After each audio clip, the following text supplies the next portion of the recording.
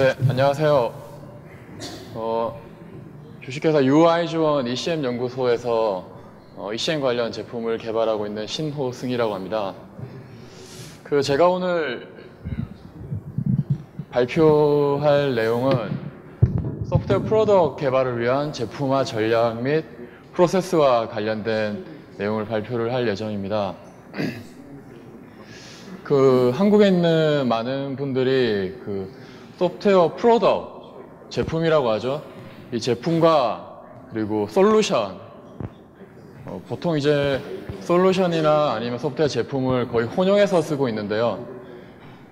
그런 어떤 우리나라의 어떤 IT의 히스토리 상에서 어떤 그런 부분이 생겼는데, 요즘은 점점 어떤 패키지 프로덕트와 솔루션을 많이 구분을 하는 추세입니다. 그래서 제가 오늘 말씀드릴 부분은 이 프로덕트 패키지 비즈니스를 할 때 제품을 어떻게 개발을 해야 되고 어떤 전략을 가지고 가야 되는지, 제가 말씀드리는 부분은 패키지를 잘 만드는 방법을 말씀드리진 않아요. 그런데 일반적으로 제가 비즈니스를 하거나 아니면 제가 스타트업을 해서 패키지를 만들거나 아니면 회사 내부에서 어떤 대기업 내부 조직에서 어떤 특정한 프로덕트 모듈을 만든다라고 했을 때 적어도 하지 말아야 될 거, 최소한 요즘의 어떤 추세, 미국에서 실리콘밸리에서 잘 되는 제품들은 이 정도는 하더라, 잘 되는 회사에서는 이 정도는 하더라라는 것을 간략하게만 소개를 해드릴 예정입니다. 30분밖에 안 되기 때문에 제가 문맥만 좀 집어드리는 형식으로 진행을 할 예정입니다. 그래서 사실 저도 이걸 완벽하게 알고 설명을 드리는 건 아니에요. 제 개인적인 얘기를 조금 말씀을 드리면, 제가 지금 있는 회사에 한 4년째 지금 일을 하고 있습니다. 전문적으로 소프트웨어 프로덕트만 한 4년째 만들고 있는데요. 그 전에 한 6년 정도는 SI에서 소위 쩔다가 이제 지금 있는 회사에 면접을 봤는데, 그때 면접을 봤을 때 저희 대표님 했던 얘기가 아직도 정말 생생하게 머리에 있습니다. 면접을 나름 이제 6년 동안 SI를 하면서 차세대 쪽에서 많이 일을 했었기 때문에 다양한 경험도 했었고 나름 좀 쩔면서 개발을 했었는데, 그 면접하는 당시에 저희 대표님이 소프트웨어 프로덕트이 뭔지 아냐라고 물어보더라고요. 소프트웨어 프로덕트를 어떻게 만들고 어떻게 고객들한테 딜리버리를 해야 되는지 알고 우리 회사에 지원을 했냐라고 물어보더라고요. 그때는 이제 좀 당당하게 제가 그동안 이런저런 경험을 하면서 다양한 부분들을 많이 봤었습니다라고 얘기를 했었는데, 시간이 지나니까 제가 알고 있던 게 정말 이 소프트웨어 프로덕트 비즈니스에서 정말 100만 분의 1 그 정도 수준으로밖에 알고 있지 않더라고요.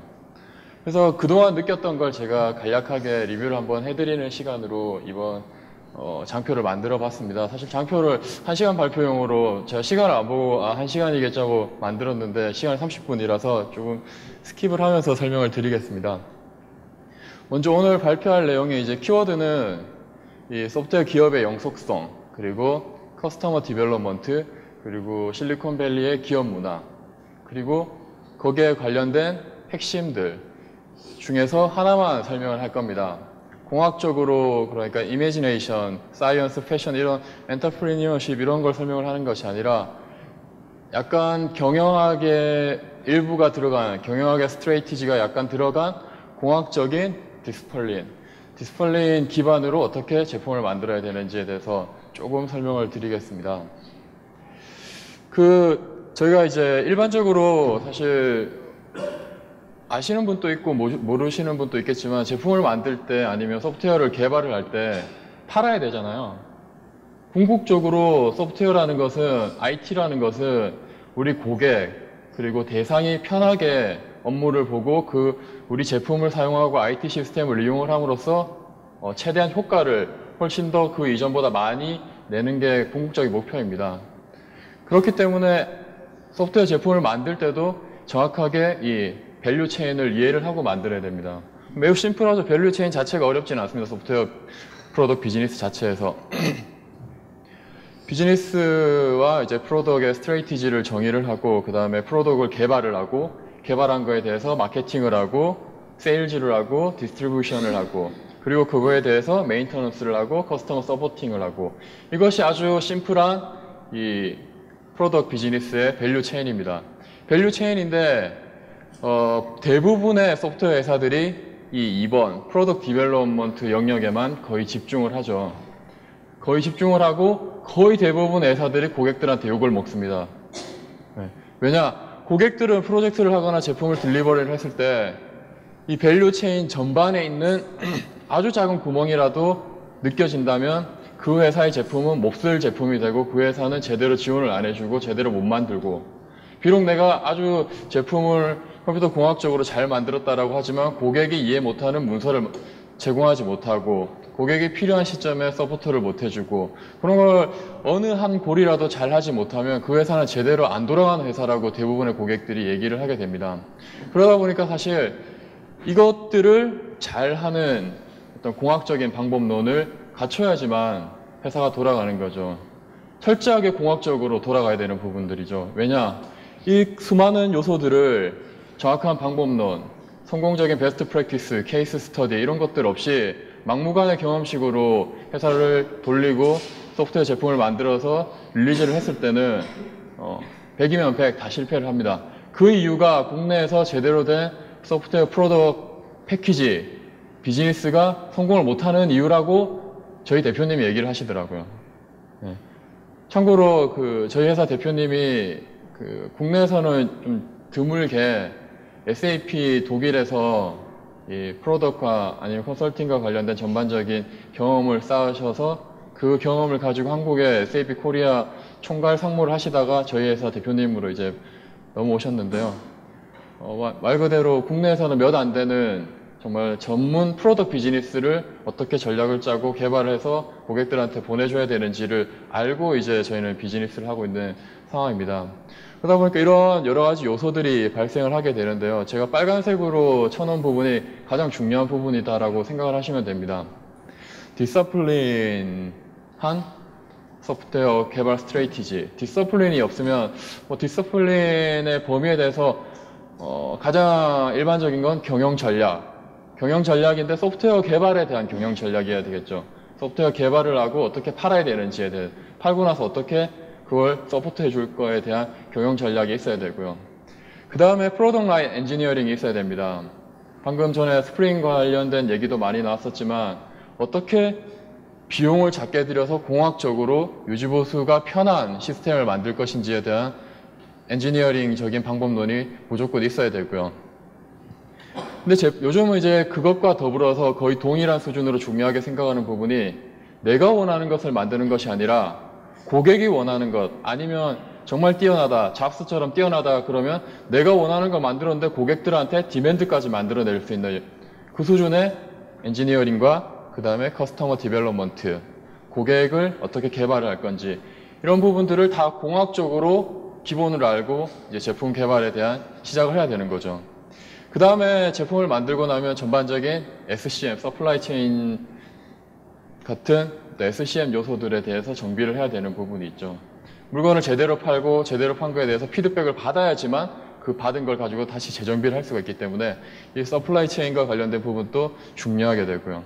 그리고 마지막으로 제가 4번에 놓는 이 메인터넌스 스트레이티지, 이 부분이 사실 가장 중요합니다. 소프트웨어 회사가 살아남기 위해서는 다음 장편에 나오는데요. 이 모든 소프트웨어 회사의 모든 스트레이티 중에서 가장 중요한 것이 메인터넌스. 한국에서는 메인터넌스라고 하면 뭐 하자 보수, 뭐 간단한 운영 지원 뭐 이런 걸로 생각을 하는데요. 실제 말 그대로 정확한 개념 그대로 메인터넌스를 지원을 할 수 있고 그 메인터넌스 피를 받아낼 수 있는 전략이 가장 중요합니다.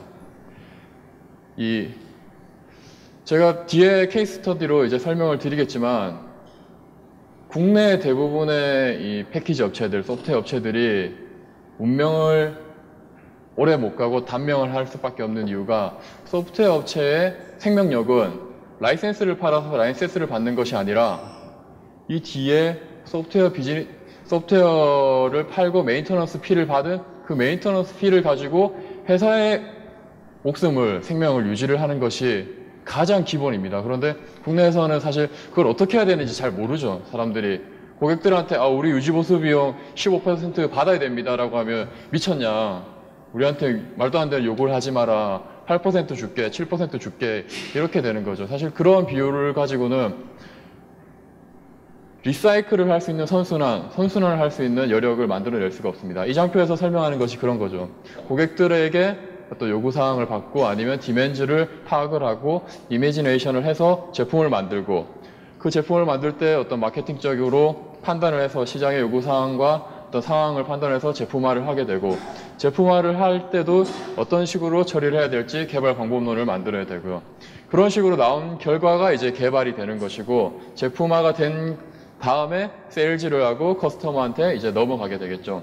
이 상황에서 커스터머한테 가장 우리가 잘 해야 되는 부분은 이 업그레이드하고 업데이트하는 것들을 지속적으로 하고 가치를 줌으로써 메인터넌스를 할 수 있는 명분을 받아내는 것이 정말 중요합니다. 단순히 라이센스를 판다라고 했을 경우에 올해 예를 들어서 수치상으로 우리 회사에 20억이라는 비용이 필요한데 라이센스를 팔아서 20억을 채웠어요. 굉장히 만족해하고 하지만 내년은 어떻게 할 겁니까?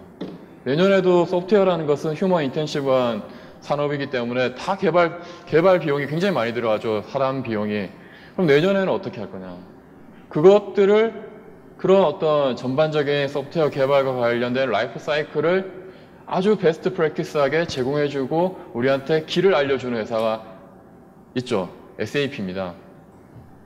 SAP의 비즈니스 모델인데요. SAP 지난 분기 2012년 3분기 매출이 39억 5,200만 유로, 우리 돈으로 한 5조 7천억, 거의 한 6조 정도에 되는 분기 매출을 올렸거든요. 그 분기 매출 중에서 SAP 비즈니스 소프트웨어 프로덕트를 팔아서 얻는 매출은 단 10억 2천만 유로. 그 정도밖에 안 되는 거죠. 여기 위에 보시면 제가 위에 소프트웨어라고 되어 있는 이 부분이 실제 SAP 3분기에 팔아서 수익을 올린 이윤입니다. 이 수익이죠.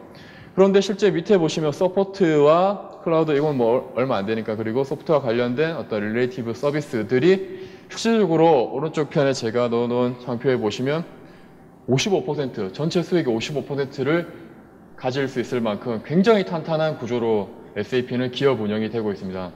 그래서 실제 우리가 지금은 애플이 정말 디맨드한 혁신적인 기능으로 가장 높은 소프트웨어 기업 중 가장 높은 기업 가치를 가지고 있지만 애플을 제외하고 가장 높은 기업 가치를 가지고 있는 회사가 SAP와 오라클입니다.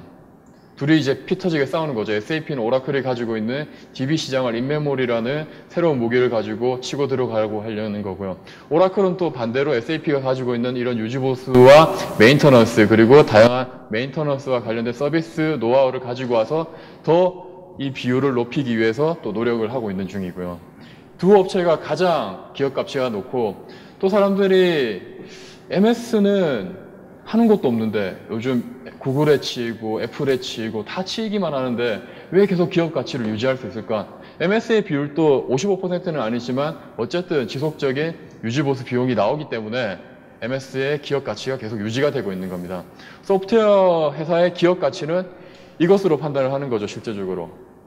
이게 나와야지 SAP가 내년에 라이센스가 안 팔리고 내후내년에 라이센스가 안 팔린다고 하더라도 이 비용을 가지고 새로운 연구 개발을 하고 트렌드를 조사를 하고 대규모 투자를 해서 다시 일어설 수 있는 근간을 마련할 수가 있는 거죠. 그런데 국내 기업들처럼 단지 올해 라이센스 팔아서 먹고 살고 내년에 라이센스 팔아서 먹고 살고 만약에 올해 라이센스 팔았는데 내년에 안 팔리면 어떻게 할 겁니까?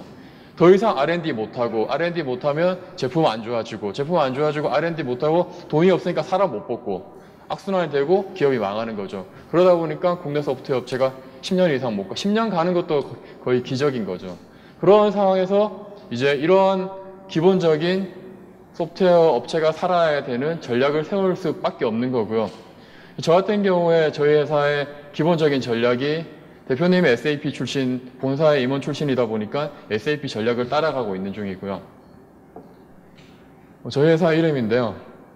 처음에 저희 대표님 한 4년 전에 인터뷰를 하면서 대외적인 인터뷰나 또 학계 발표나 이런 걸 하면서 국내에서 SAP처럼 오라클처럼 유지보수 비용을 정확하게 측정을 해서 MA 비용을 가지고 연구 개발을 할 수 있는 역량을 확보를 하고 대규모 투자를 할 수 있는 기반을 마련을 하겠다라고 한 4년 전에 얘기를 하셨거든요. 그때 주위에 있는 어떤 소프트웨어 업체의 사장들, 선배들이 다 웃었어요. 비웃었어요. 가능하겠냐. 저도 면접을 보면서 무슨 말인지 하나도 이해 못했어요. 그 당시에는. 무슨 소리 하는 거지. 이런 식으로 라이센스 팔아서 먹고 살아야지. 이런 생각만 했었는데 시간이 지나고 지금 2012년, 제가 2009년에 들어왔는데 2012년이 된 지금 시점에 정확한 수치는 제가 말씀을 드릴 수는 없지만 예를 들어서 저희 회사에 연구소가 있어요. 저는 이제 R&D 연구소 소속인데 R&D가 굴러가기 위해서, 연구소가 굴러가기 위해서 필요한 비용이 예를 들어서 50억이다라고 하게 되면 저희가 내년 1, 4분기를 기점으로 그 비용이 MA 비용으로 다 채워지는 상황입니다. 그러니까 저희는 내년에 1, 4분기에 MA 비용을 다 라이센스 계약을 완료하게 되면은 실제 내년에 라이센스를 하나도 팔지 않더라도 저희는 내년, 최소한 내후년 정도까지 연구개발할 수 있고 그리고 연구개발을 통해서 시장에서 필요한 제품을 개발할 수 있는 어떤 여력, 그 버퍼를 마련을 해놓는 거죠. 마련을 해놨기 때문에 다시 치고 나갈 수 있는 힘을 이미 어느 정도 80, 90% 정도는 만들어 놓은 상태입니다. 그렇기 때문에 정말 이게 마법의 커브라고 얘기를 하거든요. 매직 커브라고 하고 있습니다. 연구개발, 투자 대비 비용, 소요되는 비용 대비 MA 비용이 100% 채워졌을 때부터는 그 다음부터 나오는 모든 수익은 다 수익이죠. 급격한 수익으로 올라가 버리는 거죠. 그동안은 채워넣는 커브인데 그 시점으로 급격한 수익이 만들어지는 마법의 커브가 만들어지는 거죠. 그게 돼야지만 해외로 수출을 하든 뭐 어떻게 하든 제품을 더 잘 만들든 사람을 뽑든 그게 만들어지는 거죠. 국내 상황 같은 경우에 그게 안 돼 있다 보니까 해외로 나가는 사례가 국내에서 영업이 안 되니까 국내에서 더 이상 어떻게 할 수가 없으니까 해외로 나가는 상황이거든요. 저희는 반대 전략이에요. MA를 다 만들어 놓고 MA를 돌릴 수 있는, MA가 아니라 R&D를 가지고 연구개발을 할 수 있는 역량과 비용을 다 만들어 놓고 그걸 가지고 우리가 더 디맨드하게 니즈를 파악을 해서 해외 시장을 공략하기 위한 준비를 하고 있는 중입니다. 그런 식으로 가야지 소프트웨어 업계가 이제 살아남을 수가 있는 거죠. 그런데 그럼 제가 이런 얘기를 하면 너 뭐 개발자가 아니라 뭐 하는 놈이냐 이런 식으로 물어보실 수가 있는데요. 저는 지금 제품 개발을 하고 있는 사람입니다. 근데 왜 이런 얘기를 하느냐? 제품 개발의 가장 핵심은 뭐냐? 저희는 MA를 달성하기 위한 전략을 도와주는 것이 저희 R&D 연구소의 핵심 비전입니다. 왜냐? 내가 만드는 제품이 고객들한테 지속적인 가치를 줘야 되죠. 밑에 있는 표를 한번 보십시오. 저희 회사는 2011년 10월에 저희 제품의 버전 3.1을 출시를 했습니다. 3.1을 출시를 하고 3.21, 3.21 서비스 팩 1, 서비스 팩 2, 그 다음에 3.3 이런 식으로 마이너한 버그와 마이너한 이슈들은 서비스 팩으로 제공을 하게 되고요. 약간 메이저한 것들은 메이저한 업데이트로, 업그레이드로 제공을 하게 되고요. 이러한 저희가 주기적인 소프트 팩과 서비스 팩을 계속 출시하고 그 서비스 팩과 소프트 팩에는 다른 기업에서 새로운 제품들, 예를 들어 저희 제품이 원래 안 들어가 있던 웹 오피스, 그리고 인터넷 팩스, 그 다음에 HTML 문서 미리 보기, 그리고 모바일 오피스 이런 것들을 지속적으로 만들어서 계속 업그레이드를 해서 고객들한테 MA 계약을 하고 있는 고객들한테 무료로 계속 제공을 해줍니다. 근데 그게 비용이 드느냐? 안 드는 거죠. 왜냐? 저희는 다양한 고객들한테 15%씩 받은 MA 비용으로 연구개발을 계속 해오고 있기 때문에 더 이상 저희한테는 부담이 안 되는 거죠. 그걸 공짜로 해준다고 하더라도 전혀 부담이 안 되는 거죠. 물론 고객에 따라서 만족 못 하시는 고객도 있고 아직 조금 부족하다라는 고객도 있고 만족하시는 고객도 있지만 어쨌든 대부분의 고객들이 저희의 방향을 동의를 하고 저희 고객들 중에서 한두 군데 정도 빼놓고는 다 15%로 MA 계약을 하는 상태입니다. 저희 회사 같은 경우에는. 그게 처음에는 굉장히 어려웠어요. 저희도 한 3, 4년 전에는 지옥 같은 이 앞이 안 보이는 그 터널 속에서 삽질도 하고 어떻게 해야 되나 뭐가 뭔지 모르겠다 이런 상황을 많이 겪었었는데요. 정확한 전략을 가지고 개발팀에서 목표를 가지고 개발하는 거죠. 내가 지금 만드는 제품이 다음번 릴리즈가 됐을 때 고객들한테 어떤 가치를 줄 수 있을까? 그 가치를 주기 위해서 개발을 하고 있는 거지 내가 필요한 기술, 내가 하고 싶은 공부, 내가 만들고 싶은 제품을 만들기 위해서 제품을 만드는 게 아니라는 거죠. 반대로 되는 거죠. 제가 공부를 하는 것은 아니면 연구 개발하는 것은 고객이 필요한 것들, 이런 것들을 하기 위해서 이번 분기에 조사를 해보니까 고객들이 이런 것들을 좋아한다더라. 요즘 트렌드는 이런 트렌드가 있기 때문에 우리 제품이 부족하기 때문에 우리가 R&D를 해서 빨리 고객들한테 뒤처지지 않는 제품으로 제공을 해야 되겠다. 이런 것들을 이제 저희 연구소에서는 실제적으로 연구를 하게 되고 개발을 하게 되는 거죠. 물론 저희 연구소에 있는 모든 개발자들이 이런 고민을 하는 건 아닙니다. 저는 중간 관리자 정도의 역할을 하고 있고 같이 현업에서 제품 자체를 제가 드라이브를 하고 있는 상태이기 때문에 고민을 하면서 제품을 만들고 있을 뿐이고요. 물론 이제 밑에 주니어급들은 사실 이런 수준까지 고민을 하지는 않습니다. 그러나 점점 연차가 차면서 이런 부분을 알아야지만 내가 만드는 제품을 나의 머릿속에서 만들 수는 없죠. 고객을 만나서 우리는 이런 생각을 가지고 있기 때문에 고객들한테도 동의를 받아가면서 작업을 해야 되는 부분입니다. 그러면 그 고객들한테 어떻게 동의를 받아낼 거냐라는 것을 커스텀 디벨롭먼트라는 걸 가지고 이제 진행을 하게 됩니다. 과거가 아니죠. 우리나라는 뭐 현재 상황인 거죠. 아직도 뭐 저희가 개발자들이 에자일, 스크럼이나 에자일이 이런 얘기를 굉장히 많이 하고 있는데 에자일이 왜 나왔는지 제대로 알고 있는 개발자는 거의 없는 것 같아요. 예. 요즘 나오는 에자일 책에는 그런 업무 문화와 관련된 부분이 전반적으로 다 설명이 돼 있어서 요즘은 좀 많이 약간 달라진 것 같은데 에자일은 개발자들이 코딩을 에자일하게 하기 위해서 나온 방법론이 아닙니다. 에자일은 업무 문화를 비즈니스 요구사항을 빠르게 적용시키기 위해서 어떻게 하면 퀄리티와 비용과 시간을 합리적으로 조정할 수 있을까 하는 고민 때문에 나온 것이 에자일 방법론입니다. 우리가 흔히 개발을 할 때 품질 양보할 수가 없죠. 비용 양보가 안 되죠. 그럼 뭘 양보를 해야 되겠습니까? 시간을 양보를 해야 되는 거죠. 시간을 양보를 하기 위해서 이 공학자들이 우리는 공학적으로 이 비용과 이 품질을 지키기 위한 이 기능은 이 정도 시간으로밖에 개발을 할 수 없습니다라고 잘라내기 위해서 에자일이라는 방법론이 나오게 된 겁니다. 실제적으로 가장 에자일한 이런 제가 얘기했던 이런 방법을 잘 쓰는 곳이 이제 IT 서비스 업체 중에서 이제 엑센추어라는 첫 번째 그 IT 서비스 업체, 컨설팅 업체에서 많이 쓰고 있는데요. 과거에는 지금 그림에 있는 것처럼 리니어한 방식으로 개발을 하고 국내에도 에자일하게 개발한다라고 하지만 전반적으로 보게 되면 다 리니어인데 그 사이에 일부에서 에자일하게 개발하는 것 뿐이죠. 그건 에자일이 아니에요, 냉정하게. 네. 에자일은 이 전체 영역을 크로스하게 커팅을 해서 하나의 스토리 기준으로 그 스토리에 대해서 분석 설계를 하고 고객을 만나서 얘기를 들어보고 요구사항을 다시 파악을 하고 시나리오를 만들고 아키텍처를 만들고 개발을 해서 테스트를 하고 고객한테 확인을 받는 게 그게 에자일 프로세스입니다.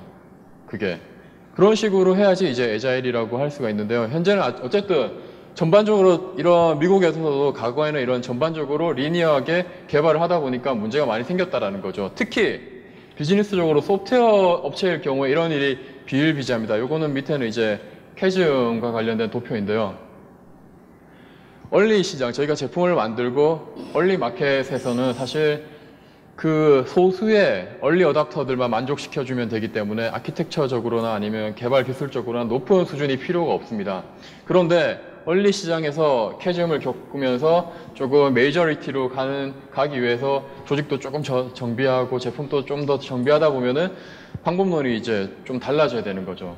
달라져야 되는데 과거에처럼 이렇게 리니어하게 가다가는 망하기 십상인 거죠. 대규모로 투자해서 안 되면 어떻게 할 겁니까? 바로 망하는 거죠. 그래서 망하지 않기 위해서 사용을 하는 방법이 커스터머 디벨롭먼트라는 방법이고요. 스티브 블랭크 박사가 사실 미국에서 이런 방법론을 주창을 했는데요. 그 전에 이미 애플과 마이크로소프트와 같은 기업에서는 이미 십수년 전부터 이 방법론을 다 사용을 하고 있었습니다. 무슨 얘기냐? 여기에 제가 정리를 해놨는데요. 머릿속에 아니면 회사에서 추구하는 전략과 아이디어가 있을 경우에 그 아이디어를 제품화를 하게 됩니다. 제품화를 하게 되는데 제품화를 리니어하게 모든 것을 하는 것이 아니라 MVP라고 얘기를 하고 있습니다.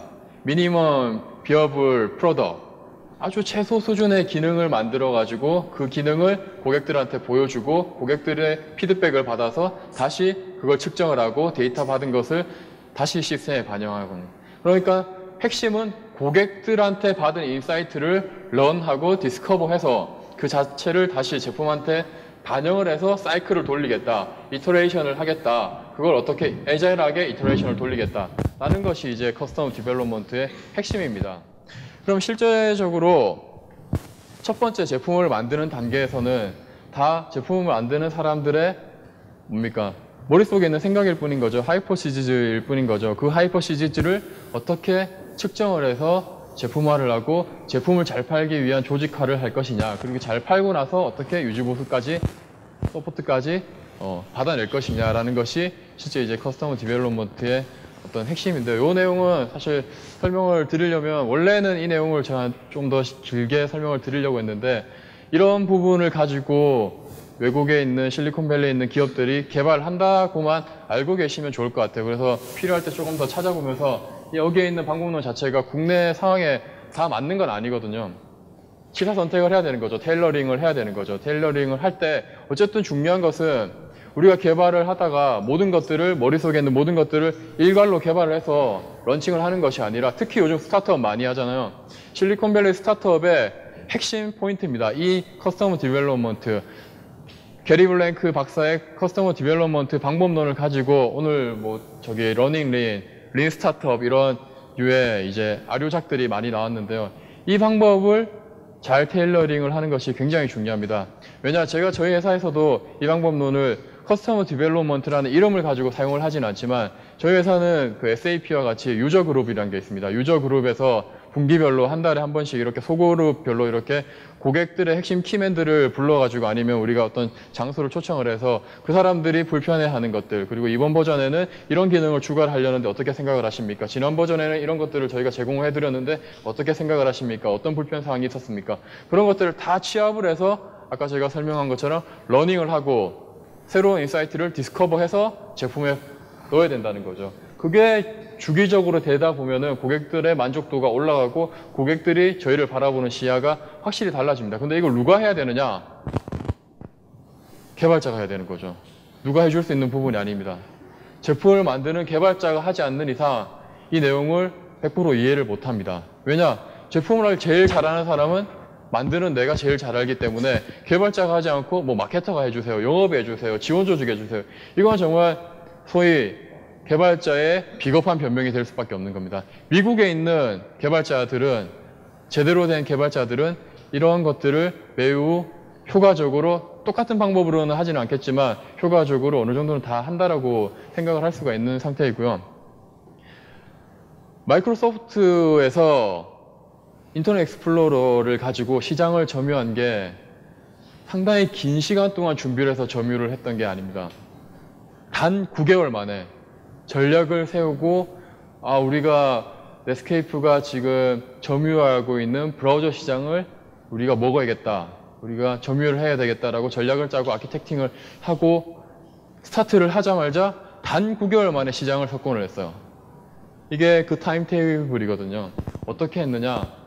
마이크로소프트가 잘하는 게 뭡니까? 우리가 마이크로소프트한테 기대하는 게 뭡니까? 마이크로소프트가 1.0 버전으로 뭔가를 내면 사람들이 이건 좀 기다려야 되겠는데 이런 생각을 많이 하죠. 2.0 버전이 나오면 좀 많이 발전했겠지. 3.0 버전이 나오면 좀 쓸만할 거야. 4.0 정도 나오면 믿고 쓰는 거죠, 마이크로소프트 제품이. 그래서 저희가 윈도우 모바일, 윈도우 폰 또 기대하고 있는 거 아닙니까? 아직 1.0이면 뭐 허접하겠지. 2.0 되면 애들이 더 배워서 더 좋게 만들겠지. 3.0이 되면은 시장에서 뭔가 파워를 나타내겠지. 이런 게 사실 저희가 마이크로소프트한테 기대하는 어떤 과거의 히스토리를 기반한 어떤 마이크로소프트의 가장 큰 강점이라고 볼 수가 있죠. 인터넷 익스플로러를 만들 때 그런 것들에 대해서 굉장히 많은 정립을 했었습니다, MS에서. 애자일하게 하나의 기능별로, 기능이라고 하기보다는 좀 스토리라고 해야 되겠죠. 내가 인터넷 익스플로러를 켜서 뭐 페이지에 들어간다, 이런 하나의 스토리를 묶어가지고 하나의 스크럼으로 해서 그걸 TDD하게, 이제 애자일하게 돌려서 TDD 방법론까지 써서 품질을 보증해내는 그런 방법론을 써가지고 마이크로소프트의 I가 나오고 그 결과가 현재까지 이어지고 있는데요. 애플도 마찬가지예요. 그 학계에서 이런저런 논문을 많이 보시는 분들은 과거에 한 작년 초반까지만 해도 애플은 뭐 마케팅 조사도 안 하고 뭐 공학적으로 안 하고 뭐 인문학으로 제품 만든다 뭐 이런 얘기가 많았는데요. 애플과 인텔 그리고 구글이 지구상에 존재하는 모든 소프트웨어 기업, IT 기업, 모든 기업 중에서 가장 공학적인 기업입니다. 가장 압도적으로 공학적인 기업입니다. 애플에 있는 내부 프로세스들은 그 모든, 그러니까 제품 기획부터 릴리즈, 공급망 관리, SCM이 끝나는 그 모든 분야까지 애플이 전 세계 넘버원의 공학 프로세스를 가지고 있는 회사라고 이해를 하시면 될 것 같아요. 애플이 생각하는 부분이 이제 제가 적어놓은 이런 부분들이죠. 뭐 다 알고 있는 부분인데요. 이런 것들이 단순히 그냥 말로 아니면 부각되어 있는 UX적인 관점, 심미적인 관점으로 애플이 제품을 만드는 것이 아니라 모든 제품 기획부터 출시까지 철저하게 공학적으로 준비를 해서 만든다라는 거죠. 예. 그런 부분들이 이제 애플이 고객이 원하지 않은 제품이었는데 고객의 디맨드까지 이끌어내는 그런 가장 큰 힘이 이제 애플의 이런 공학적인 부분이다라고 생각을 하시면 되고요. 여기 중간에 제가 빨강색으로 해놓은 거 있죠. Principle of the problem to solve. 문제를 해결하기 위한 가장 핵심적이고 원론적인 이론을 이용을 해서 애플은 제품을 만듭니다. 스티브 잡스가 넥스트에서 애플로 복귀하고 나서 제일 먼저 했던 것들이 미국에 있는 석학들과 최고 A클래스급 최고 고퀄의 어떤 시니어들을 모은 거예요. 뭐냐? 아키텍처적으로 가장 미국에서 인정받는 사람, 망관리, 세일즈, 마케팅 이런 부분들을 현업에 있는 사람들을 모은 것이 아니라 MIT, 스탠포드, 하버드 그런 데 있는 총만 받는 이 학자들을 모아가지고 방법론을 정리를 하고 애플 유니버시티를 만들고 애플의 프로세스를 만들고 그 프로세스에서 애플 제품이 나오는 거죠. 그런 것들이 이제 애플의 프로덕트 엔지니어링의 굉장히 큰 강점인데 그 중에서 제일 큰 부분이 개발자가 애플에 있는 개발자는 제품을 만드는 개발자는 제가 지금 설명드렸던 것처럼 내가 만드는 제품은 내가 제일 잘 알아야 되기 때문에 내가 기획을 하고 기획에 참여하고 내가 제품의 설계에 참여하고 코딩을 하고 이 제품이 어떤 제품이다라는 것을 문서화를 하고 그 문서화된 게 잘 팔리고 있는지 확인을 하고 물론 깊게 확인하는 건 아니겠죠. 그리고 거기에서 피드백 들어온 것들을 역시 내가 러닝 앤 커버에서 디스커버해서 다시 제품에 반영을 하고 그 스토리 자체를 개발자가 한다라는 거죠. 그게 커스텀 디벨롭먼트의 어떻게 보면 가장 큰 원류, 가장 핵심 원류라고 이해를 하시면 됩니다. 오늘 나눠줄 뭐 러닝 린이나 아니면 린 스타터 뭐 이런 책에 보면은 실리콘밸리에서 최근에 성공한 뭐 IMBU라든지 웹반이라든지 뭐 이런 회사들의 예제들이 들어가 있는데요. 사실 국내 상황이랑 제가 판단하기에는 러닝 린이나 린 스타트업에 들어가 있는 실리콘밸리의 스타트업의 성공 사례는 좀 많이 안 맞는 것 같아요. 국내 사용자들은 아까 제가 얘기했던 미니멈 MVP라고 했죠. 미니멈 비어블 프로덕트. 최소 기능만 들어가 있는 그 제품을 가지고 돈을 내면서 쓰면서 계속 발전해 나간다. 라는 그런 개념 자체를 인정을 안 해주죠. 우리 공짜로 되어 있는 좋은 게 많은데 뭐 기본밖에 안 되어 있는 제품을 뭐하러 돈 주고 샀습니까? 미국은 시장이 되기 때문에 그런 컨셉 자체로 시도를 할 수 있지만 국내는 이제 그게 안 되기 때문에 전반적인 이런 커스터머 디벨롭먼트적인 사고방식을 가지고 제품을 만들어야지 고객들이 만족을 할 수 있고 그게 실패하는 최소한 알면서 실패하지 않는 그런 상황을 만들어낼 수 있다는 거죠. 그래서 제가 설명드린 이런 부분들이 실질적으로 이제 제품 프로덕트 개발을 할 때 정말 백그라운드로 가장 잘 알아야 되는 부분인데요. 상세히 더 설명을 드려야 된다라고 하면은 공학적으로 제가 얘기했던 부분들을 다 만들어야 됩니다. 문화적으로 일하는 방법이며 공학적인 프로세스며 이렇게 그냥 경영학적으로 스트레이티지를 잡아가는 것이 아니라 공학적인 디서플린을 정확하게 잡아야 되고요. 저희 회사 같은 경우에는 아까 MA를 기준으로 저희 연구소가 움직인다라고 말씀을 드렸습니다. 철저하게 MA적인 요구사항, 고객적인 요구사항을 지켜내기 위해서 저희 회사는 스크럼을 돌리게 되고요. 스크럼에 들어가 있는 스프린트 주기도 고객들한테 어떻게 가치를 줄지를 근거로 해서 스프린트를 돌립니다. 물론 그 스프린트와 연관되어 있는 ALM은 저희는 매우 굿 프랙티스, 베스트 프랙티스라고까지는 얘기는 못하겠지만 굿 프랙티스하게 ALM이 맞춰져 있어서 아까 제가 잠깐 장표로 보여드렸던 것처럼 서비스 팩을 주기적으로 출시를 하고 서포트 팩을 출시를 하고 그 버전을 관리를 하면서 고객들한테 바뀐 거에 대해서 동의를 구하고 설명을 드리면서 지금 우리가 이번에 만든 건 이 정도의 가치를 드린다라는 어떤 공학적인 백본을 만들어 놓고 이제 제품을 만들게 되는 거겠죠. 그런 부분들이 조금 더 우리 회사에 전략적으로나 아니면 공학적인 베이스로 상세하게 알고 싶다, 조금 더 설명을 듣고 싶다 라고 하시는 분은 저한테 따로 연락을 주시면 제가 조금 더 상세하게 디테일하게 도와드릴 수 있는 부분은 있을 것 같습니다. 그리고 여기 마지막 실리콘밸리의 기업 문화는 원래는 좀 길게 설명을, 이것도 역시 조금 더 길게 설명을 하려고 했는데요. 이제 끝나는 시간이고 하니까 핵심 요점만 말씀을 드리면 사실 결론은 우리나라랑 안 맞다. 매우 안 맞다. 왜냐? 지금까지 제가 설명드린 것과 동일선상이다라고 보시면 됩니다. 제가 지금까지 설명드렸는데 개발자한테 이 제품 기획도 좀 해보고 네가 만드는 건 네가 다 책임을 져라. 네가 만드는 게 마케팅이 안 되면 네가 제품을 제일 잘 알고 있으니까 마케팅 어셋도 조금 도와주고 고객들한테 피드백이 오면 네가 좀 가서 욕먹고 네가 들어서 네 제품에 반영을 해야 되지 않겠느냐 이런 얘기를 하는 회사가 제가 봤을 때는 소프트웨어를 제대로 만들 수 있는 업무 문화가 갖춰진 곳이라고 생각을 합니다. 왜냐하면 개발자들이 우리나라 개발자죠. 우리나라 개발자들이 고객이랑 붙어가지고 내가 만드는 제품에 대해서 어떻게 발전을 해야 될지 그리고 고객이 하는 욕먹는 걸 굉장히 두려워하고 어떻게 해야 될지 잘 모르죠. 예, 밖에 나가서 저도 이제 그랬었지만 저도 제가 만드는 걸 가지고 유저그룹, 저희 회사 유저그룹에 나가서 욕먹고 유저그룹의 어떤 특정 회사들한테 나가서 프리릴리즈로 써보게 하면서 또 그거 가지고 욕먹고 그 욕먹으면서 굉장히 많은 아까 제가 얘기했던 런과 디스커버리와 인사이트를 발견을 했거든요. 그 발견해서 그걸 다시 제품에 담아서 다음번에 업데이트를 해서 고객들한테 주고 나니까 욕먹는 횟수가 조금 줄어들었고요. 그게 조금 더 한 번 더 하고 나니까 조금 더 줄어들었고 한 1년 정도 사이클을 이터레이션 돌리니까 그 욕먹는 빈도가 굉장히 많이 줄었습니다. 그리고 고객이 한 10군데 있으면 한 5군데만 가도 사실 그 뒤에 있는 고객들이 하는 얘기는 거의 대동소이하거든요. 대부분 관점이 비슷할 수밖에 없기 때문에 그런 것들을 개발자가 다 감내를 해야 됩니다.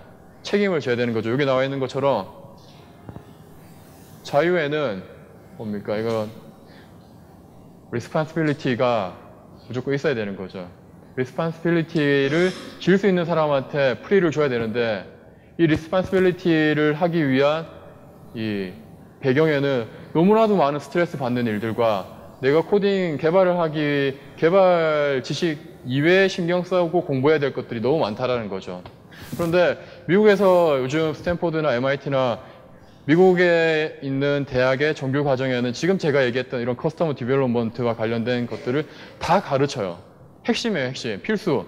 스탠포드 애들이 VC들이나 아니면 창업을 했을 때 이 투자를 잘 받을 수밖에 없고 이런 글로벌 기업들한테 잘 뽑힐 수밖에 없는 이유가 이런 것들을 학교에서 다 이미 어느 정도 배우고 이런 문화를 어느 정도 이해하고 나와서 개발을 하게 됩니다. 개발하기 때문에 당연히 출발선상부터 다를 수밖에 없는 거고요. 그렇기 때문에 걔들은 이런 거에 대해서 크게 스트레스 받지는 않아요. 당연히 내가 만드는 제품을 내가 책임을 져야 된다라고 생각을 하고 있습니다. 그런데 우리나라 개발자들은 냉정하게 말해서 내가 만든 제품을 내가 책임진다라고 생각을 하고 개발하는 사람이 얼마나 있겠습니까? 특히 이제 프로덕트 비즈니스를 하다 보면 SI 같은 경우에는 내가 만들고 나가면 끝인데요. 프로덕트 비즈니스는 내가 만들고 나가면 그때부터 지옥이 시작돼요. 그때부터 고객들이 모이고 고객들의 욕을 먹고 그러기 때문에 이런 과정이 필수적인데요. 조금만 설명을 드리면 미국의 실리콘밸리에서 요즘 스타트업들이나 아니면 IT 회사들이 어떻게 운영을 하느냐 제가 적어놓은 것처럼 기업의 어떤 트랜스페어런시라고 하죠. 모든 정보들을 다 오픈을 해서 보게 합니다. 연장선상이죠. 제품이 안 팔리면 나의 존재가 없어지는 거죠. 제품이 잘 팔리도록 내 존재를 부각시켜야 되고 그 데이터들을 항상 주변에서 모니터를 갖다 놓고 대시보드를 갖다 놓고 항상 보면서 느끼도록 아, 내가 만드는 게 이번 주 잘 안 팔렸구나, 이번 분기 안 팔렸구나, 뭐가 부족하구나, 누가 어떻게 욕하구나, 이런 것들을 대시보드로 계속 준다는 거예요. 푸시를 준다는 거죠. 그러기 때문에 넷플릭스가 잘 되는 겁니다. 넷플릭스가 뜨고 있는 이유가 그런 것들을 가장 잘하는 회사예요. 넷플릭스는 1년에 전체 직원의 뭐 80%를 자른다던가 뭐 그 정도 수준으로 정말 고퀄의 투 더 코어만 남겨놓고 계속 자르고 대우해주고 자르고 대우해주고 그런 식으로 이제 회사를 운영을 하고 있는데요. 그런 것들이 이제 진짜 중요한 것이고, 그리고 우리한테는 저도 잘 모르겠어요. 이게 이 통계적으로 어떻게 이 요구사항을 분석을 하고 고객들의 이런 부분들을 통계적 수준까지 올려가지고 제품화 하는데 옆에 갖다 놓고 쪼은다라고, 소위 쪼는 그런 시스템까지 다 만들어져 있다라고 얘기를 하고 있습니다. 그리고 여기 있는 말, 요거 제가 굉장히 좋아하는 얘기인데요. 우리는 가족이 아니라 프로야구팀이다. 대부분의 우리나라의 작은 회사들, IT 회사들에서 무슨 얘기를 합니까, 사장들이? 가족 같은 분위기. 어떻게 가족이 아닌데 가족 같은 분위기를 만들어냅니까? 가족보다 회사에서 더 많이 있으니까 가족 같은 분위기가 나오는 거겠죠. 그런데 가족이 아니라 저희는 프로페셔널한 직업인이죠. 프로야구만 보면 어떻습니까? 정말 냉정하죠. 자기 연봉만큼 못하면 성과를 못 내면 연봉이 쫙 깔리고 방출을 당하고 이적을 당하고 정말 냉정한 세계잖아요. IT도 이런 냉정한 시스템이 도입이 돼야지 제대로 된 품질의 시스템과 서비스가 나온다라고 미국은 이미 알고 있는 거죠. 실리콘밸리에서는. 그래서 철저하게 프로팀처럼 이제 유지를 하는 거죠. 이런 식으로 해야지만 제대로 된 업무 문화, 책임을 질 수 있는 개발 문화, 이런 게 나오는 거죠. 그래서 어쨌든 결론적으로는 이런 미국에서는 린 스타트업, 제가 얘기했던 이런 것들을 조금 더 유연하게 유지를 해서 이제 개발을 하고 개발 업무 문화를 하고 제품을 만들고 서비스를 하게 되는데요. 어쨌든 국내에서는 아직 그 정도까지는 힘들다라고 제 개인적으로는 생각을 하고 있고요.